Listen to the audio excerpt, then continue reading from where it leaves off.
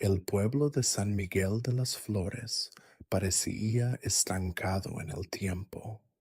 Sus calles adoquinadas resplandecían bajo la lluvia constante de octubre, espejeando la luz amarilla de los faroles coloniales que apenas lograban vencer la oscuridad nocturna.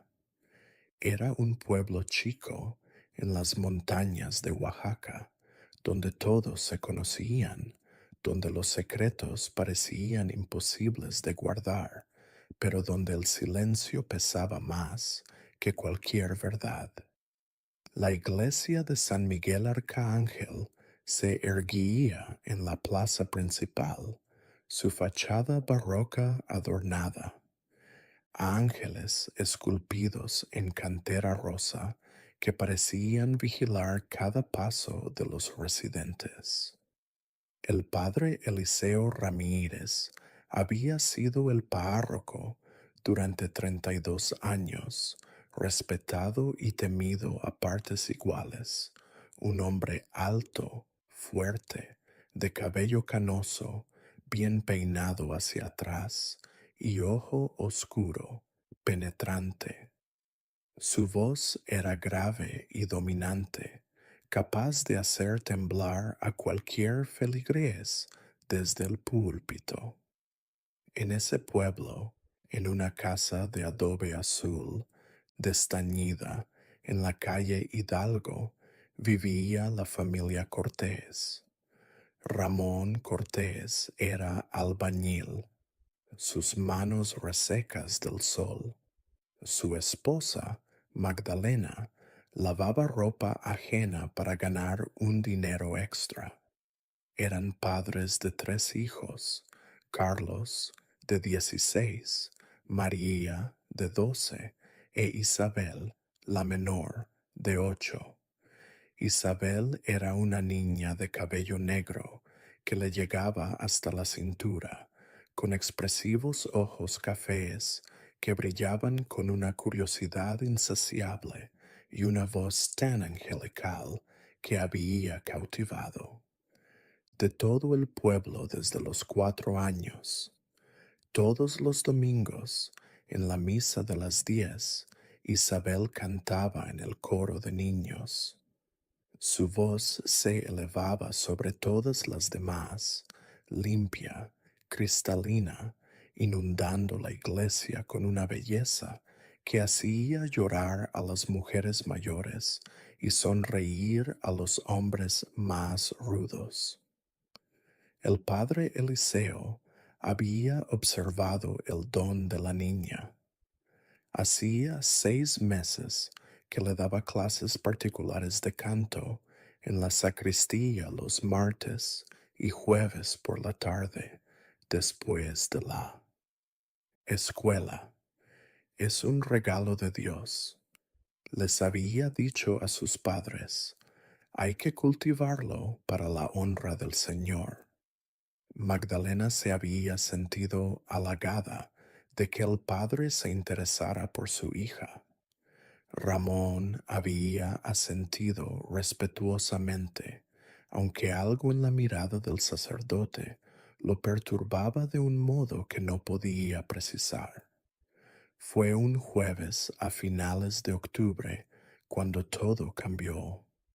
Isabel había ido a su clase de canto como de costumbre, su mochila rosa rebotando en su espalda mientras caminaba las 3 cuadras desde la escuela primaria Benito Juárez hasta la iglesia. El cielo estaba gris, las nubes amenazaban tormenta. Las hojas secas de los árboles de bugambilia crujían bajo sus zapatos gastados. Isabel abrió la puerta de madera de la iglesia. El interior estaba oscuro, iluminado solo por las velas que ardían ante las imágenes de los santos. El olor a incienso y cera derretida flotaba en el aire. Sus pasos resonaban en el suelo de mosaico mientras se dirigía a la sacristía. detrás del altar mayor. Padre Eliseo, llamó una vocecita clara. Ya estoy en clase. El cura emergió de la sacristía. Su sotana negra se arrastraba por el suelo. Sonrió, pero había algo en esa sonrisa que hizo que Isabel se estremeciera. Isabel, hijita, pasa, pasa. Hoy vamos a practicar algo nuevo. La niña entró en la sacristía, una sala rectangular con paredes llenas de armarios antiguos en los que se guardaban las vestimentas sagradas.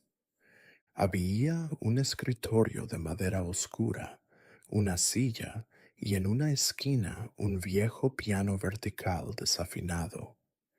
El padre Eliseo cerró la puerta tras ellos, y el cerrojo al deslizarse sonó como un disparo en la calma. ¿Por qué cierra con llave, padre? Preguntó Isabel, su voz temblando. Y no quiero que me interrumpas, hija.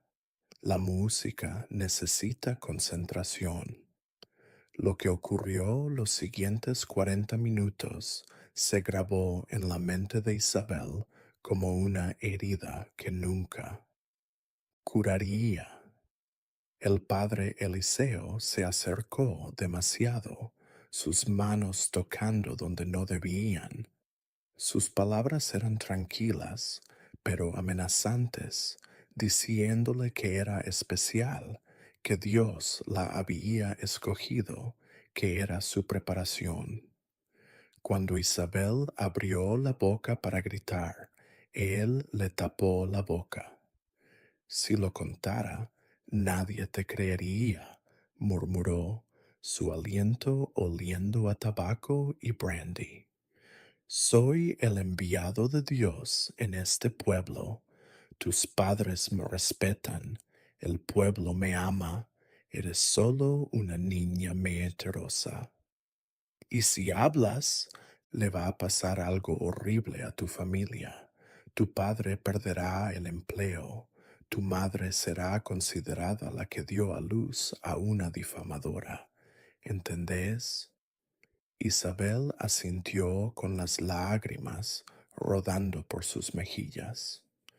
Cuando el padre abrió la puerta, la niña salió corriendo de la iglesia. Su mochila quedó olvidada en la sacristía. Corrió bajo la lluvia que había comenzado a caer.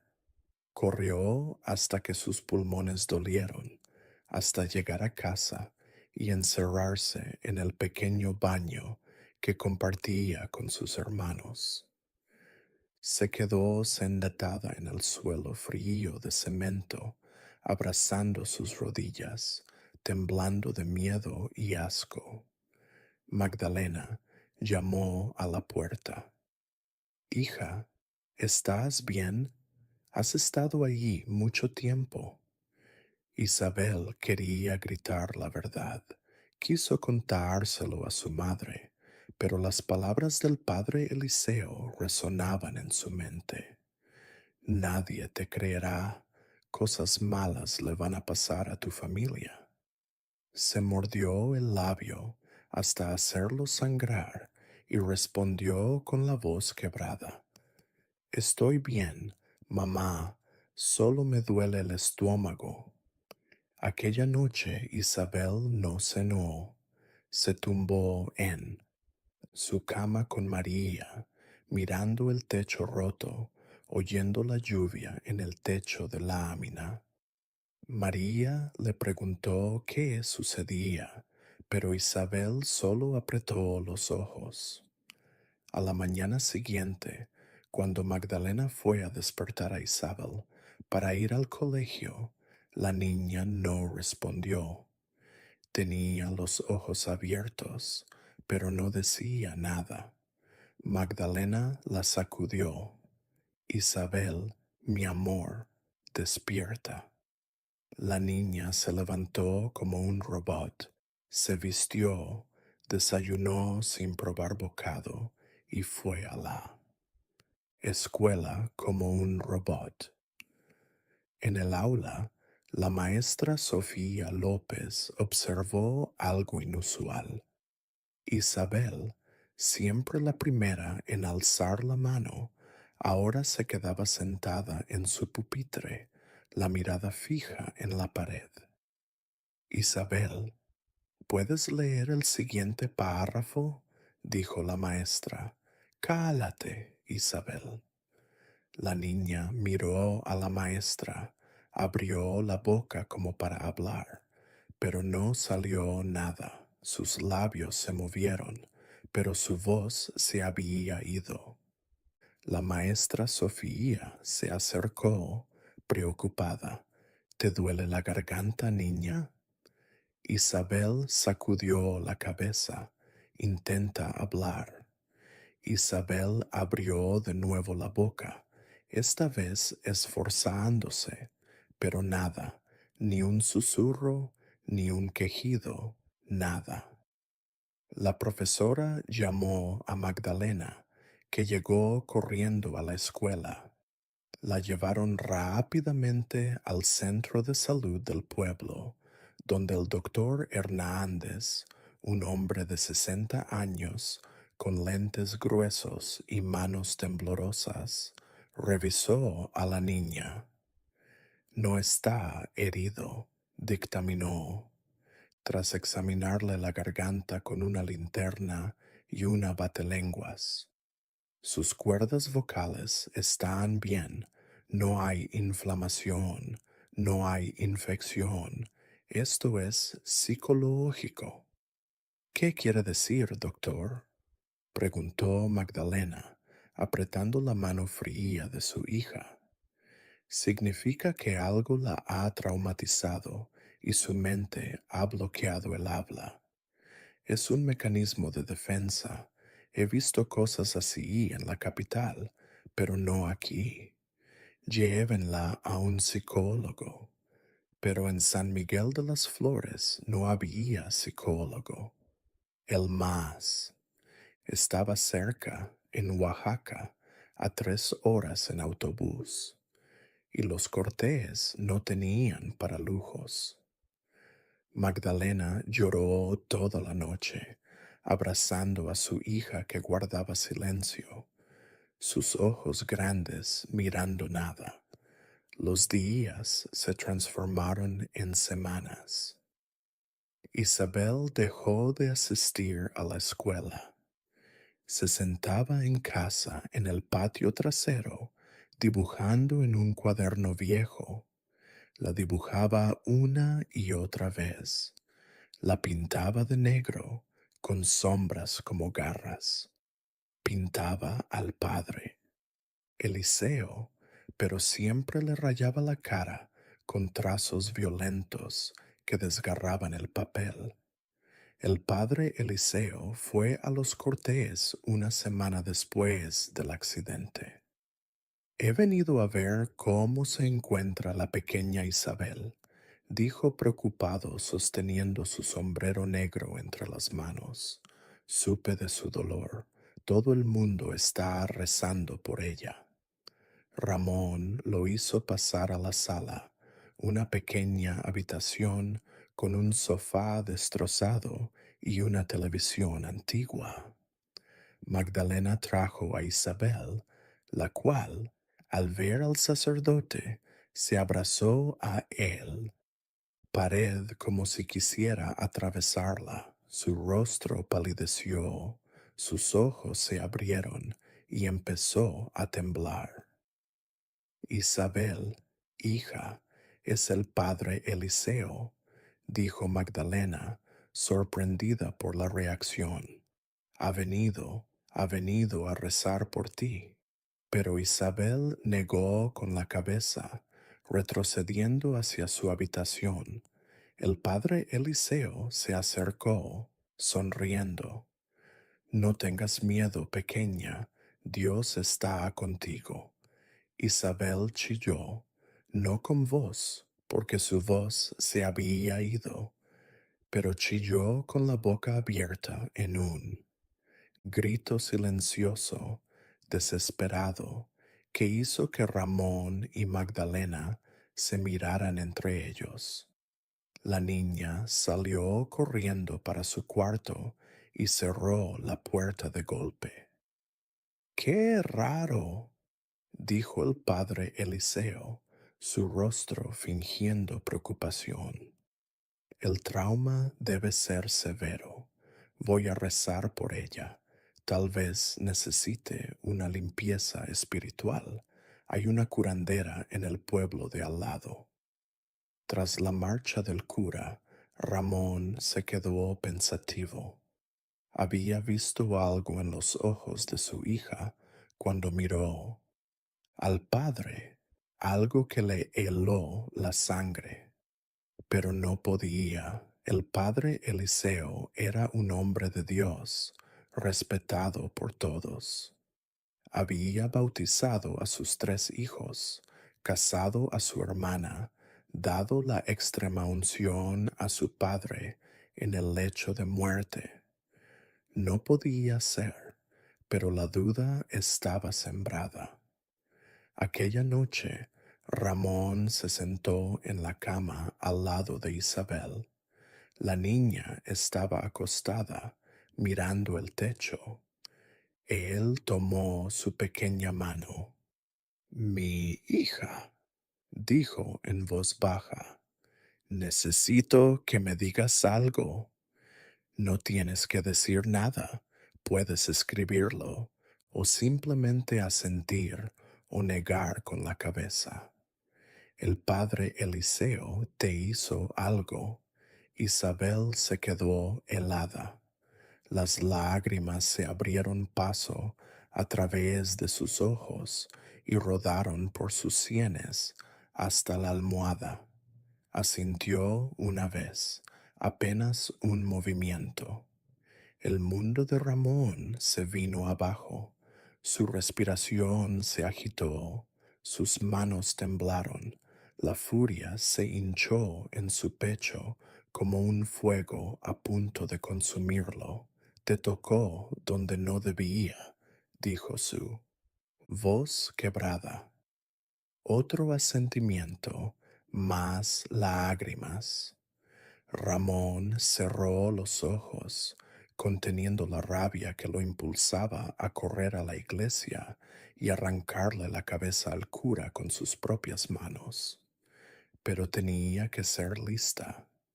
El padre Eliseo era influyente en ese pueblo, influyente de verdad, no solo espiritual, sino política y económicamente. Era el confesor del alcalde, del jefe de policía, de los comerciantes ricos. Era intocable. Lo vamos a solucionar, le prometió a su hija besando su frente. Te lo, te lo prometo, hija, aunque sea lo último que haga. Al día siguiente, Ramón acudió a la alcaldía a levantar una denuncia formal. El policía que lo atendió, un tipo obeso y siempre con olor a cerveza, lo escuchó con desgano. ¿Está queriendo decir que acusa al padre Eliseo de eso?, preguntó, incrédulo. Mi hija no miente, dijo Ramón con firmeza. Su hija es muda, dijo Juventino sonriendo burlonamente. ¿Cómo va a declarar? ¿Sabe escribir? ¿Dónde puede señalar? Mire, Ramón, con todo respeto, pero eso es una locura. El padre Eliseo es un hombre santo, ha servido a este pueblo durante años y su hija. Bueno, los niños inventan cosas. Y además tiene testigos, pruebas. La cara de mi hija cuando lo ve lo dice todo. Juventino se dejó caer en su silla que crujió. Esa no es la ley. Y le voy a decir una cosa como amigo. Deje esto. No necesita crear enemigos en este pueblo. El padre tiene contactos. podría hacerle la vida muy difícil para usted y su familia. Era una amenaza apenas disimulada. Ramón dejó la presidencia con las manos vacías y el corazón destrozado. Entonces fue cuando llevó las cosas más lejos. Se trasladó a Oaxaca y denunció ante la Fiscalía Estatal. Le atendió una licenciada llamada Patricia Menéndez. Lo escuchó atentamente, tomando notas. Lo voy a averiguar, prometió, pero, sinceramente, señor Cortés, estos casos son complicados, muy complicados, sobre todo cuando hay religiosos de por medio. La, la comunidad se cierra. Necesitamos evidencia y el testimonio de mi hija nos ayudaría si pudiera hablar, pero trabajaremos con lo que tenemos. Enviaré un investigador al pueblo. 2 semanas después, llegó a San Miguel de las Flores un investigador de la Fiscalía, un joven llamado Marco Delgado. Interrogó a Isabel con un cuaderno donde escribía con letra temblorosa lo que había ocurrido. Interrogó a los padres, a la maestra, al médico. Pero cuando intentó entrevistar al padre Eliseo, él, el sacerdote, trajo un abogado costoso de la capital, un hombre bien vestido que tenía papeles que probaban que el padre estaba en una reunión con el obispo en Oaxaca el día en que Isabel decía que abusaron de ella. Imposible que estuviera en 2 sitios a la vez, dijo el abogado sonriendo con confianza. Ramón lo sabía, era mentira. Él mismo había visto al padre en el pueblo ese día. Pero cuando Marco Delgado trató de encontrar testigos para apoyarlo, nadie quiso hablar. Hablar. La dueña de la tienda de enfrente de la iglesia de pronto no recordaba nada. El viejo que vendía flores en la plaza estaba confundido de fechas.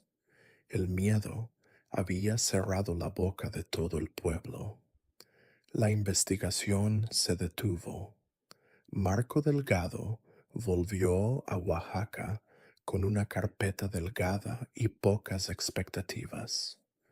La licenciada Menéndez llamó a Ramón para informarle que sin más evidencia o testigos el caso no avanzaría. Lo siento, señor Cortés. Lo sé, es injusto, pero el sistema está hecho para defender a los poderosos.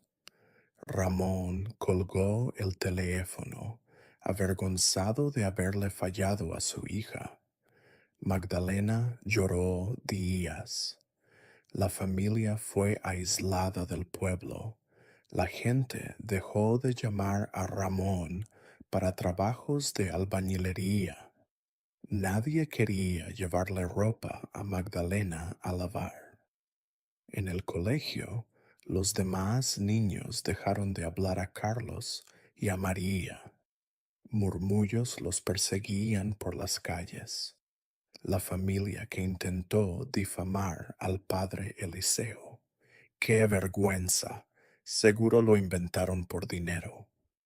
Isabel se quedaba callada, encerrada en casa, dibujando sus fotos oscuras de la iglesia. Pero algo se movía en ella. Ya no era la niña asustada que se acurrucaba en su cama.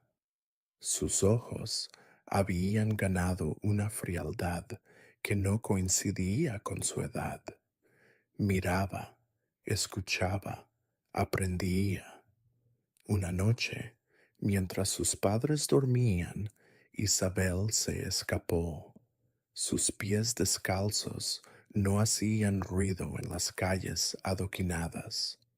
Se dirigió a la iglesia bajo la luna.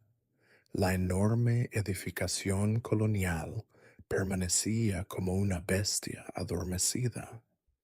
Las puertas estaban cerradas, pero Isabel sabía un secreto. Había una ventana en la sacristía que nunca cerraba bien. Se trepó a un viejo barril que había en el callejón lateral, empujó la ventana y se deslizó dentro. La oscuridad en el interior era total, pero Isabel no tenía miedo. No después de todo. Caminó en silencio por la sacristía, sus manos rozando las paredes para orientarse. Estaba buscando algo, cualquier cosa que pudiera probar la verdad. Abrió cajones, inspeccionó armarios, registró cada rincón. En el escritorio del padre, descubrió facturas de obras, recibos de donaciones, cartas del obispado. Nada de provecho.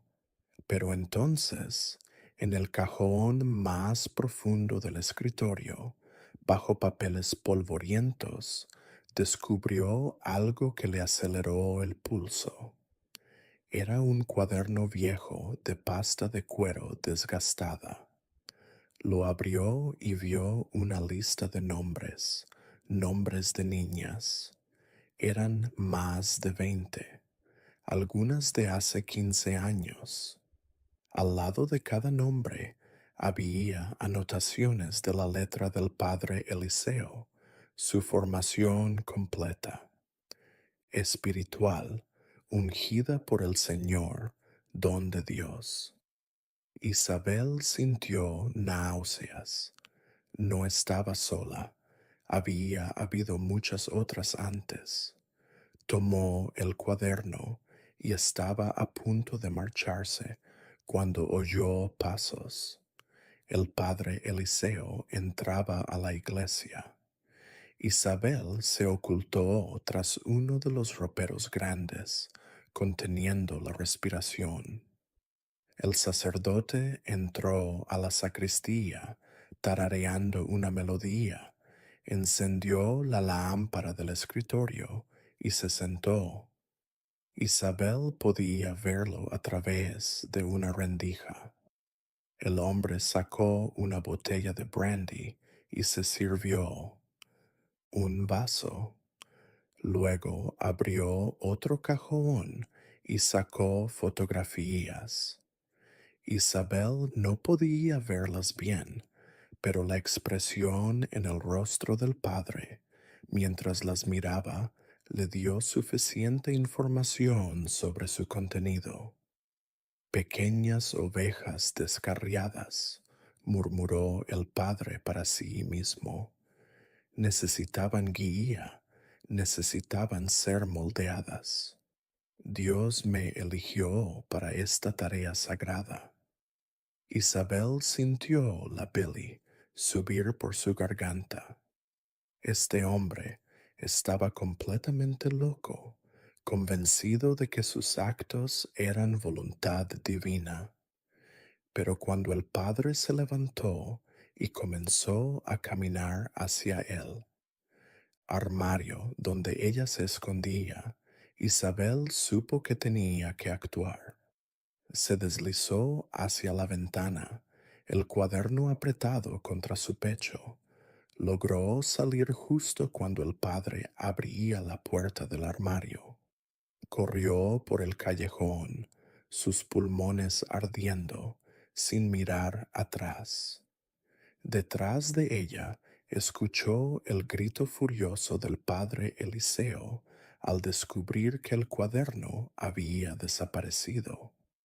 Isabel llegó a su casa y escondió el cuaderno bajo su colchón, su corazón latiendo tan fuerte que pensó que despertaría a toda la familia. Se acostó, Cerró los ojos tratando de calmarse.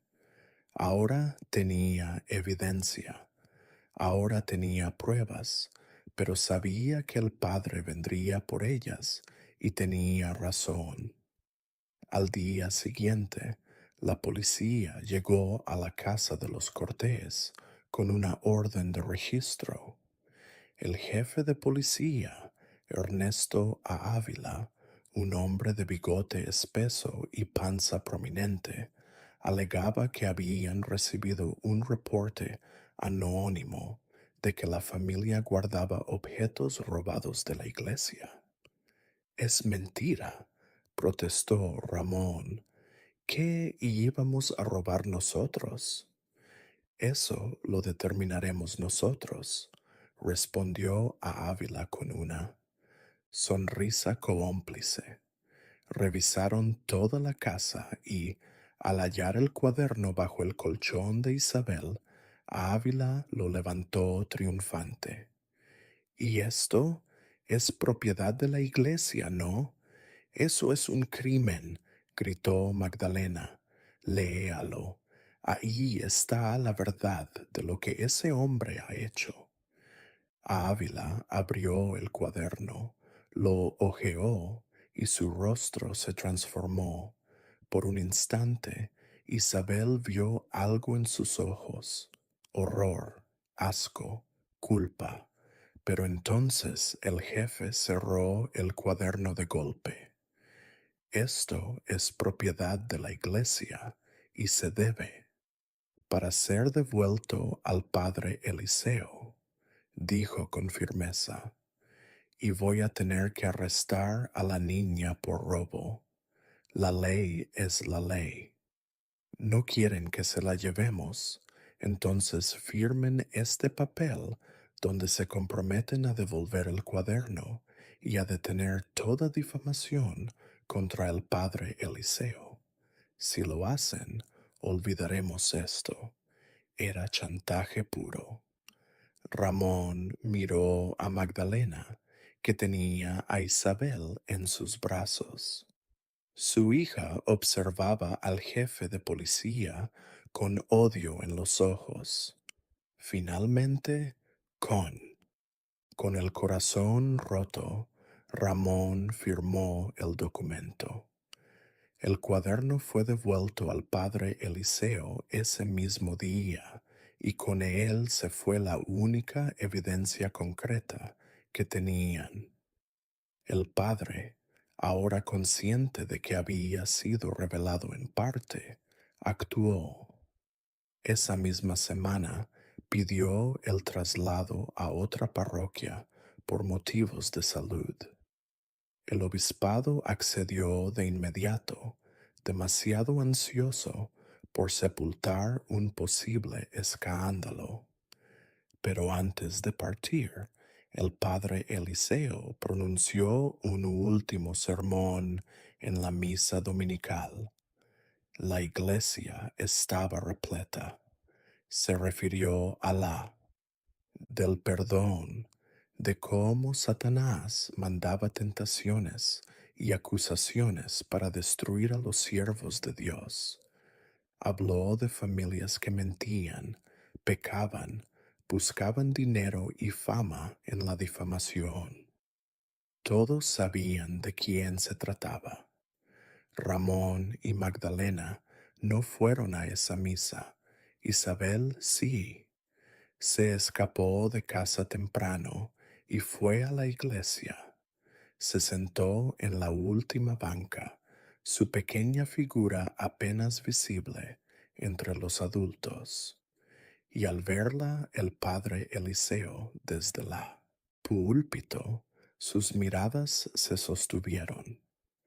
Isabel no agachó la vista, no vaciló. En cambio, levantó su mano lentamente y la señaló hacia el altar. Bajó la mano y señaló hacia abajo, al suelo bajo el altar.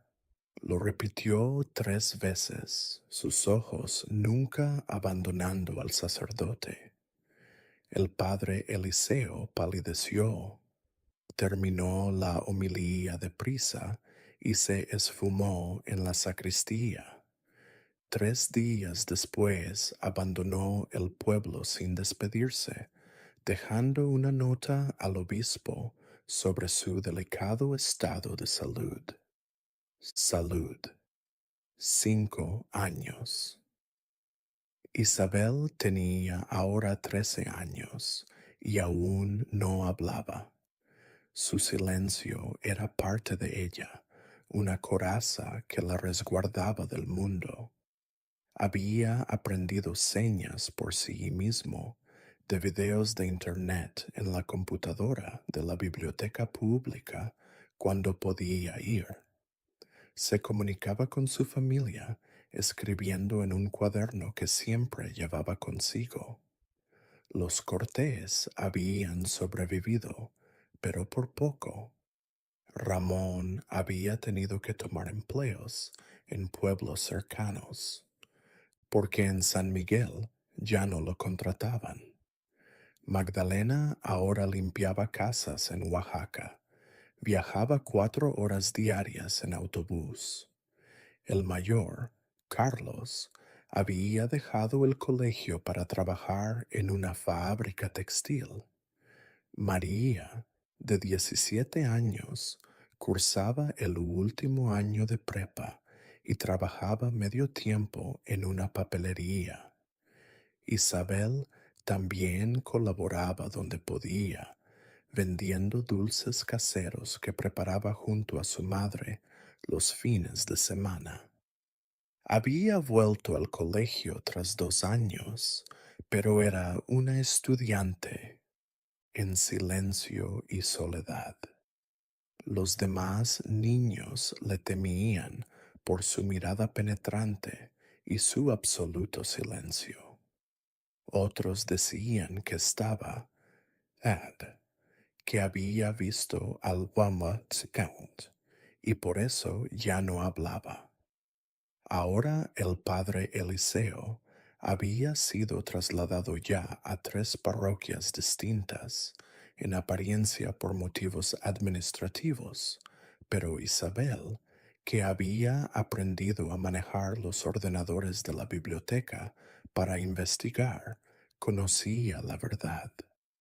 En cada pueblo, al cabo de 1 año o 2, corrían rumores, quejas susurradas que nunca se concretaban en denuncias formales y el padre era trasladado. El círculo seguía, pero algo se movía en San Miguel de las Flores.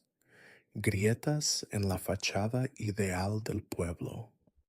Primero fue cuando Lucía Hernández, una de las niñas cuyos nombres Isabel recordaba del cuaderno robado, ahora una joven de 23 años que se había quitado la vida, dejando una nota de despedida que decía: «Ya no puedo guardar el secreto».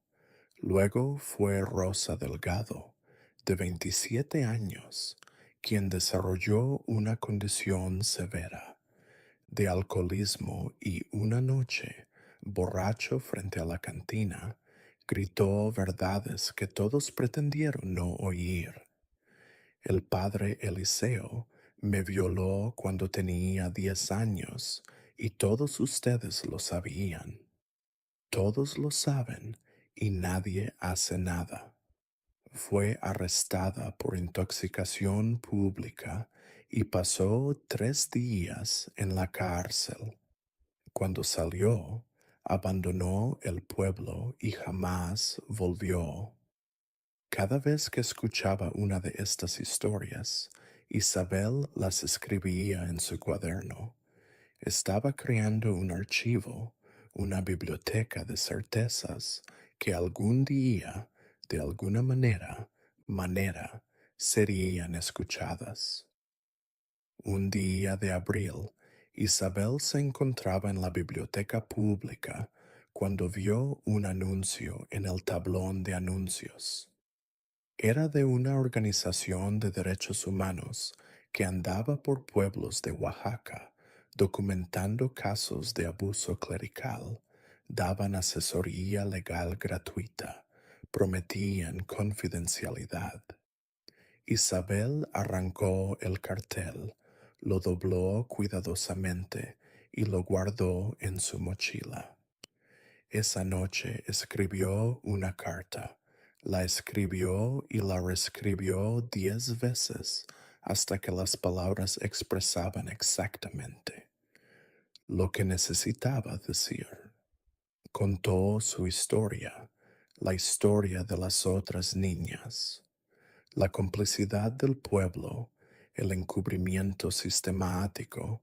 Adjuntó copias de los artículos de periódico sobre los suicidios y las historias de las mujeres que habían intentado hablar. Copió las listas de nombres que había memorizado del cuaderno robado, metió todo en un sobre grande y, sin decirle a nadie, caminó hasta la oficina de correos y lo envió a la dirección de la organización en la Ciudad de México. Pasaron 3 semanas antes de que recibiera respuesta. Una abogada llamada Fernanda Ruiz llegó al pueblo. Era una mujer de 35 años, alta, de cabello corto y anteojos modernos, con una presencia que irradiaba confianza y determinación.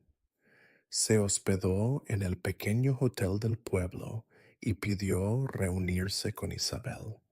Se encontraron en un café en la plaza, un lugar discreto donde pocas personas iban a esas horas de la tarde.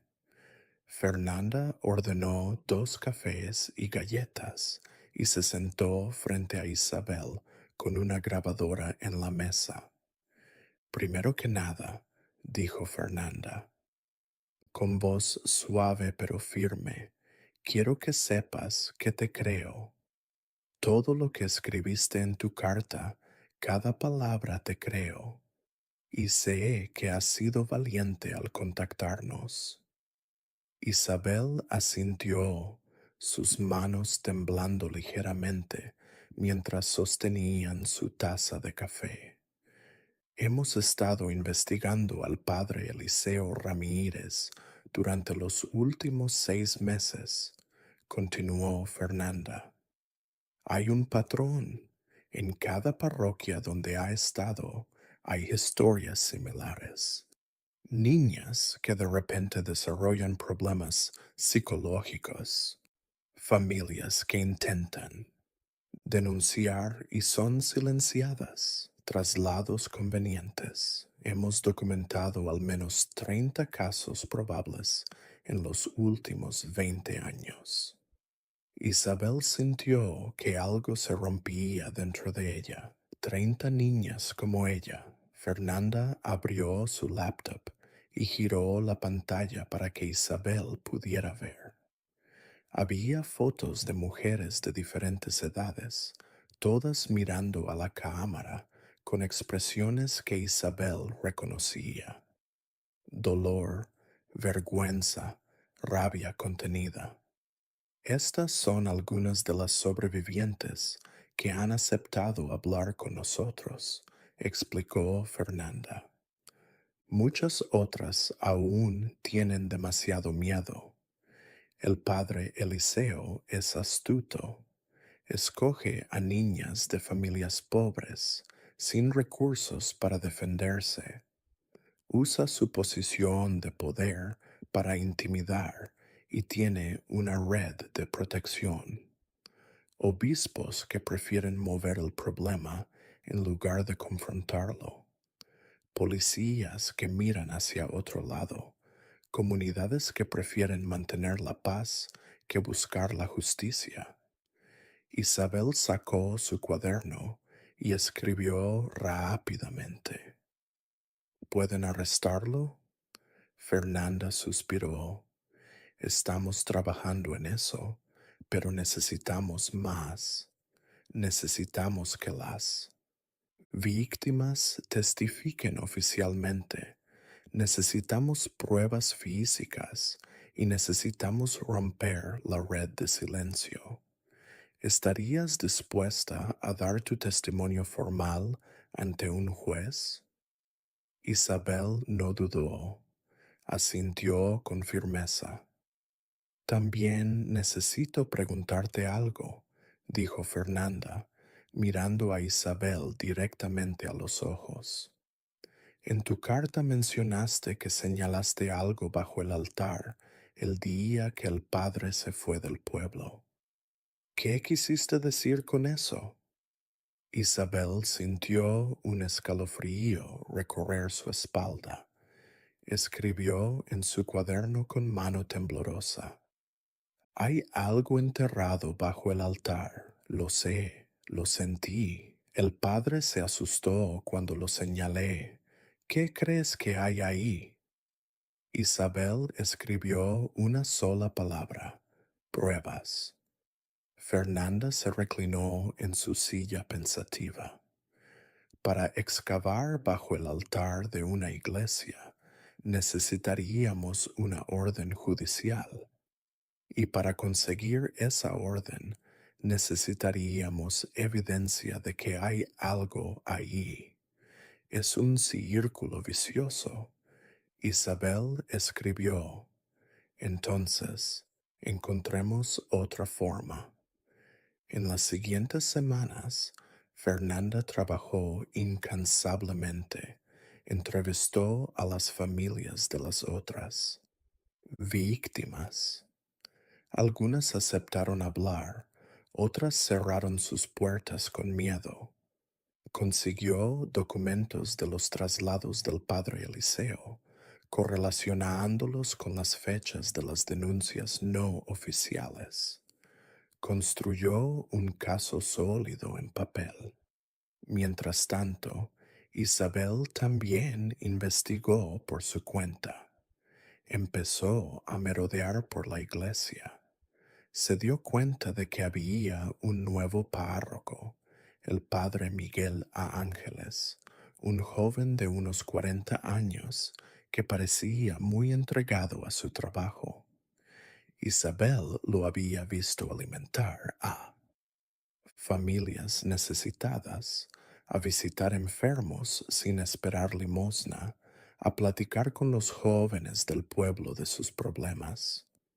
Una tarde, Isabel abordó al padre Miguel cuando éste cerraba la iglesia, sacó su libreta y escribió, necesito hablar con usted, pero primero necesito saber, ¿conocía al padre Eliseo?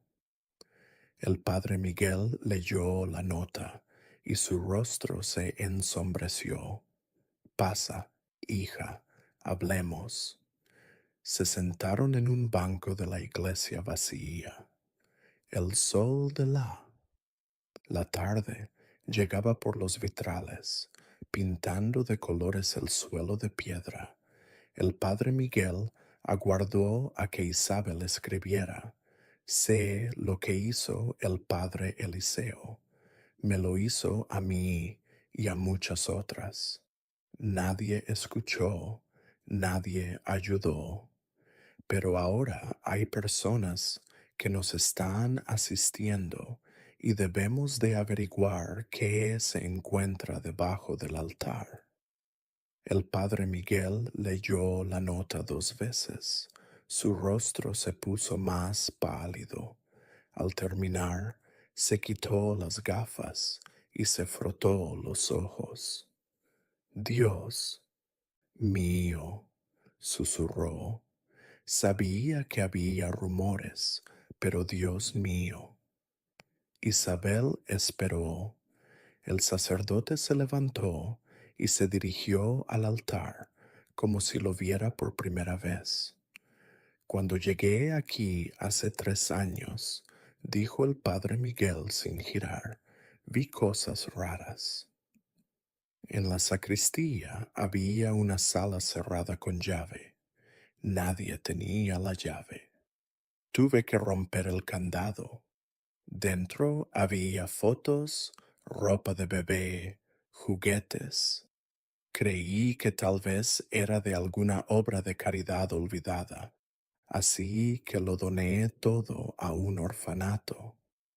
Pero ahora se volvió hacia Isabel, sus ojos llenos de horror y culpa. Debería haber mirado más de cerca. Debería haber preguntado. Lo siento. Isabel negó con la cabeza y escribió: No es su culpa. Es culpa del sistema que permitió que esto ocurriera, pero ahora podemos hacer lo correcto. ¿Nos ayudaría? El padre Miguel no dudó. Sí, lo que necesiten. Con la declaración del padre Miguel sobre la habitación cerrada y lo que contenía, Fernanda pudo obtener una orden de registro, pero el proceso legal era lento. Mientras tanto, la noticia de que una abogada de la ciudad andaba preguntando por el padre Eliseo se extendió por todo el pueblo. Las reacciones fueron mixtas. Algunas, sobre todo ancianas, salieron en defensa del antiguo párroco. Era un santo, decían. Estas chicas se inventan cosas por plata. Otros se quedaron callados, sus conciencias lidiando con décadas de mirar hacia otro lado, y algunos, muy pocos, hablaron. Una de ellas, Josefina Ramírez, tía paterna. Eliseo. Era una anciana encorvada por la artritis, pero con ojos astutos que habían visto demasiado. Una tarde se presentó en la puerta de los Cortés y preguntó por Isabel. Magdalena la dejó entrar a regañadientes. Josefina se sentó en el sofá destrozado y miró a Isabel con tristeza y determinación. Niña, dijo con la voz ronca por años de fumar, vine a disculparme por mi sobrino, por mi familia, por este pueblo y por algo que juré jamás revelar, pero ya no puedo más con esto. Carga. Isabel se sentó frente a ella, su corazón latiendo con fuerza. Mi sobrino no siempre fue así, continuó Josefina. Era un buen chico, pero cuando fue al seminario algo cambió. Conoció a un sacerdote anciano, un tal padre Gregorio Salazar. Ese hombre pervirtió a mi sobrino, le maltrató durante años y, cuando Eliseo se ordenó y recibió su primera parroquia, volvió a las andadas. El maltratado se transformó en maltratador. Magdalena se ahogó en un grito. Josefina continuó, las lágrimas rodando por sus mejillas se arrugaron. Lo supe hace 15 años. Eliseo se emborrachó una noche y me lo confesó todo. Dijo que no podía controlarse, que era más fuerte que él. Me rogó que lo ayudara, pero yo tenía miedo. Miedo al escándalo, miedo a lo que pensarían de nuestra familia. Le dije que rezara, que pidiera perdón a Dios y me convencí de que era suficiente, pero no lo era. Cada vez que lo trasladaban de parroquia, yo sabía la razón y no hice nada. Se volvió hacia Isabel con los ojos suplicantes. Pero ahora voy a hacer algo. Voy a declarar, voy a contar todo lo que sé, y algo más deben saber. Hace 20 años había una niña, se llamaba Elena Soto. Era la sobrina del sacristán, Eliseo. Le hizo cosas horribles. Y cuando la niña amenazó con decírselo a sus padres, desapareció. El aire en la habitación se volvió pesado. ¿Qué quiere decir con desapareció? Preguntó Magdalena con voz temblorosa. Exactamente. Una noche estaba, la otra había desaparecido. Dijeron que había escapado, que era una niña problemática. Pero yo vi a Eliseo esa noche. Llegó a casa a las 3 de la mañana, cubierto de tierra temblando. Me dijo que había tenido que hacer algo terrible para proteger a la iglesia. No quise saber más. Cerré mi puerta y he vivido 20 años con ese horror. Isabel sintió que el mundo giraba. Escribió con mano temblorosa. ¿Cree que está enterrada bajo el altar? Josefina asintió lentamente. Es lo que creo. Por eso Eliseo protegía tanto esa iglesia. Por eso se asustó. Cuando tú señalaste el piso, sabía que su secreto más oscuro estaba ahí. Esa noche, Magdalena llamó a Fernanda y le contó todo. La abogada llegó temprano a la mañana siguiente y tomó el testimonio formal de Josefina en video. Con esta nueva información, solicitó una orden de excavación bajo el altar, citando la desaparición de Elena Soto, un caso que efectivamente existía en los archivos, pero que había sido cerrado como fuga voluntaria, sin investigación seria. El juez que revisó el caso era nuevo en la región, un hombre llamado Rafael Torres, que no tenía conexiones con las viejas redes de poder del pueblo. Leyó los testimonios, revisó la evidencia circunstancial y autorizó la excavación. La noticia explotó en San Miguel de las Flores como una bomba. El presidente municipal intentó bloquear la orden, argumentando que era una profanación de un lugar sagrado.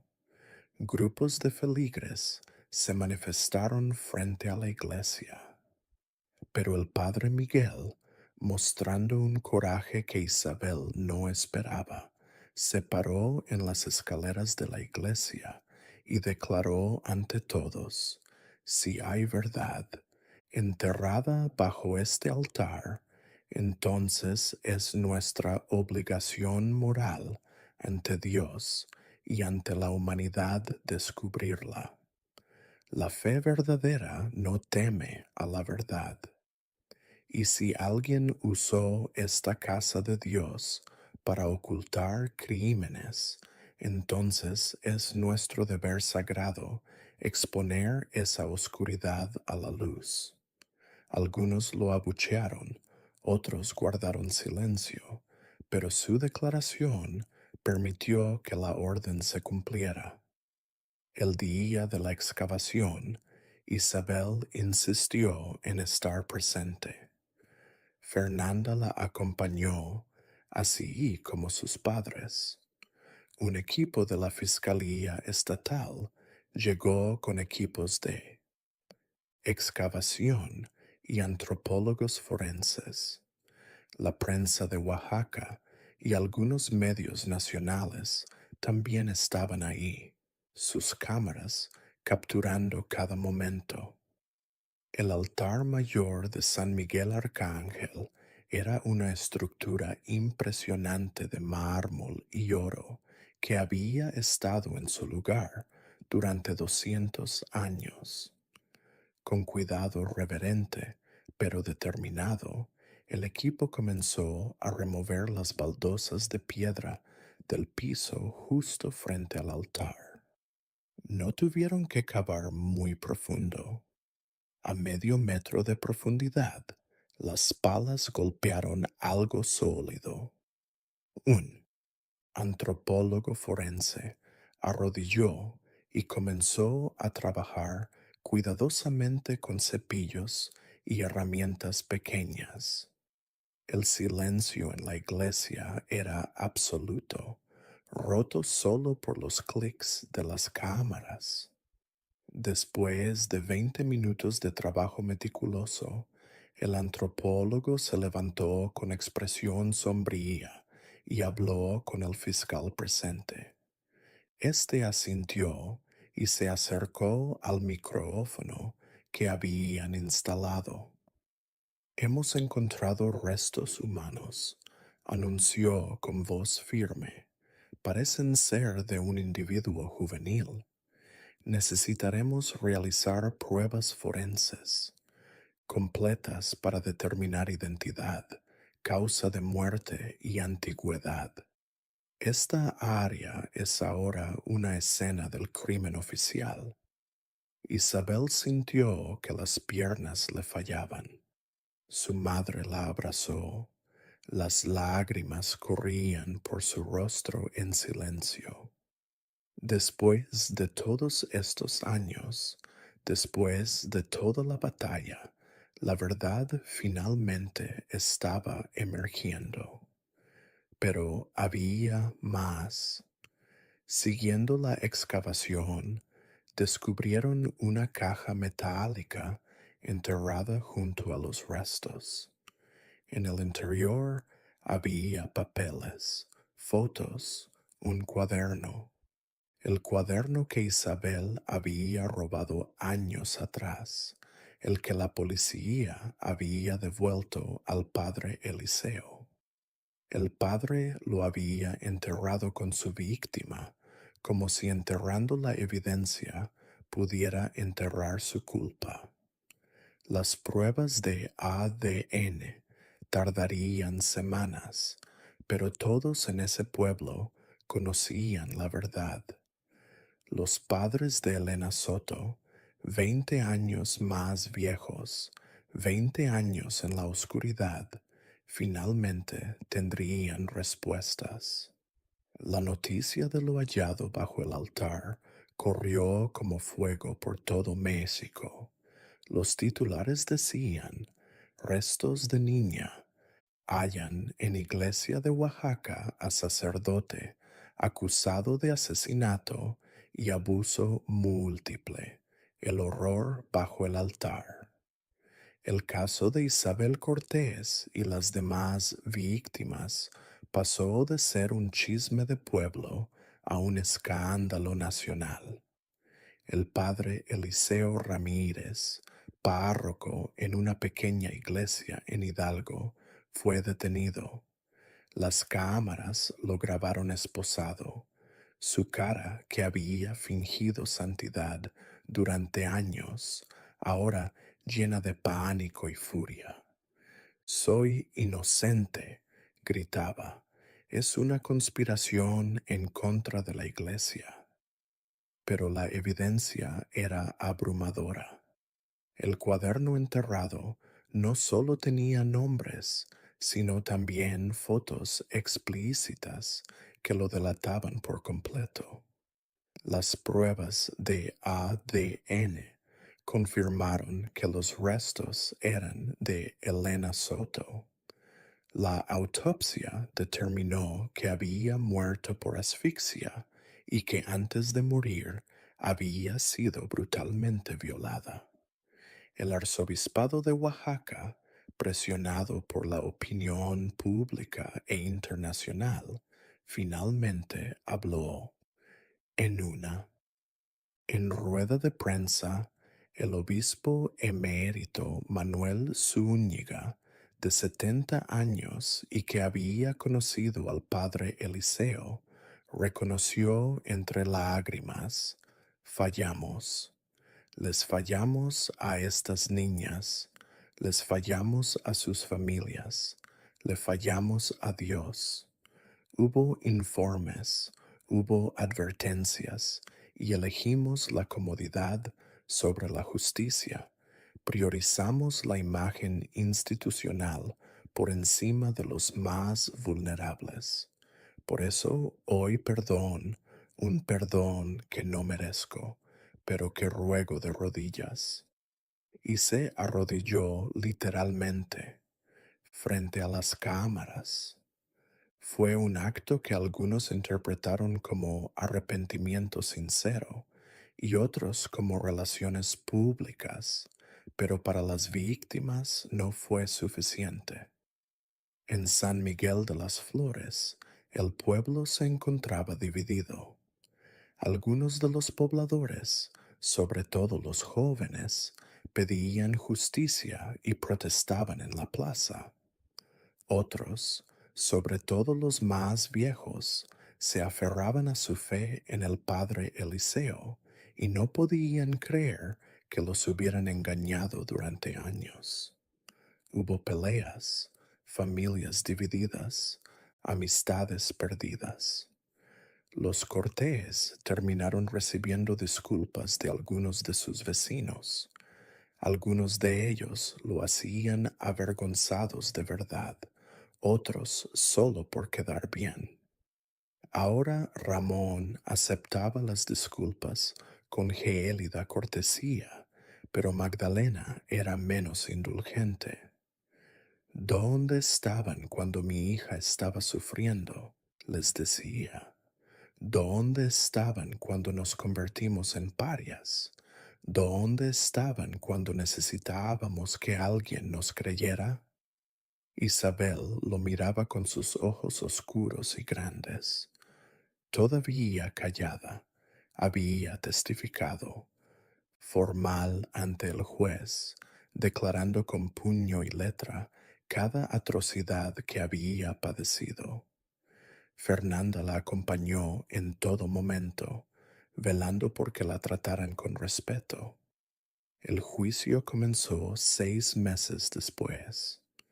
Los medios nacionales e internacionales estaban al pendiente de cada movimiento. El padre Eliseo había contratado abogados caros, pagados por abogados conservadores. La táctica de la defensa: desacreditar a las víctimas, insinuar una conspiración anticlerical. Pero no se podía discutir con él. El ADN, las fotos, el testimonio de 30 mujeres. Isabel debía declarar. La noche anterior algo mágico había ocurrido. Se encontraba en su habitación con María cuando sintió algo en su garganta. Abrió la boca y salió un sonido débil, ronco. María, María se detuvo. Isabel, pronunciaste mi nombre. Isabel volvió a intentarlo. Mamá, río yo. Las lágrimas salieron, años de silencio, trauma, rabia reprimida, todo saliendo a la luz. María la abrazó. Ramón y Magdalena entraron corriendo, gracias.